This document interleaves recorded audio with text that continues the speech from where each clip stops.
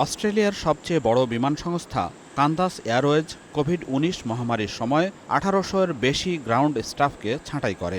ব্যবসার ওই খরচ কমানোর কৌশলে বর্তমানে বিপাকে বিমান পরিবহন প্রতিষ্ঠানটি। গুনতে হচ্ছে বিপুল অঙ্কের জরিমানা।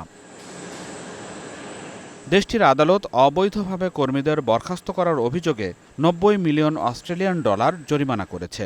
একই সঙ্গে অভিযোগ ছিল এসব ছাঁটাইকৃত কর্মীদের জায়গায় চুক্তিভিত্তিক নিয়োগ দেওয়ার। ফেডারেল কোর্টের বিচারক মাইকেল লি জানান, এই জরিমানার উদ্দেশ্য হলো এটা নিশ্চিত করা যে এ ধরনের নিয়ম লঙ্ঘনকে ব্যবসার খরচ হিসাবে দেখা যাবে না। আদালত বলছে, এই জরিমানা শ্রম আইন ভঙ্গের ক্ষেত্রে সর্বোচ্চ শাস্তির কাছাকাছি। দেশটির জাতীয় পরিবহন শ্রমিক ইউনিয়নের সাধারণ সম্পাদক মাইকেল কেইন এই জরিমানাকে যৌক্তিক উল্লেখ করে বলেন, এটা অস্ট্রেলিয়ার ইতিহাসে সবচেয়ে বড় আইনি লঙ্ঘন, যা ওই সময় ছাঁটাইকৃতদের ব্যক্তিগত জীবন, পরিবারের ওপর মারাত্মক প্রভাব ফেলেছিল। জাস্টিস লি আজ কান্তাসের অবৈধ কর্মকাণ্ডের জন্য একেবারে কঠোর ব্যবস্থা নিয়েছেন। এটি সম্পূর্ণই যৌক্তিক। ৯০ মিলিয়ন অস্ট্রেলিয়ান ডলার জরিমানাটি আইন লঙ্ঘনের জন্য অভূতপূর্ব। এটি ঘটনার গভীরতা প্রতিফলিত করে।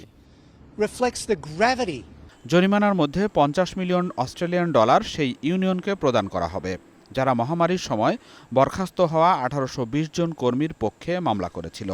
কান্তাস এবং শ্রমিক ইউনিয়নের মধ্যে ১২০ মিলিয়ন ডলারের সমাধান চুক্তিতে পৌঁছার প্রায় ৯ মাস পর এ রায় এলো।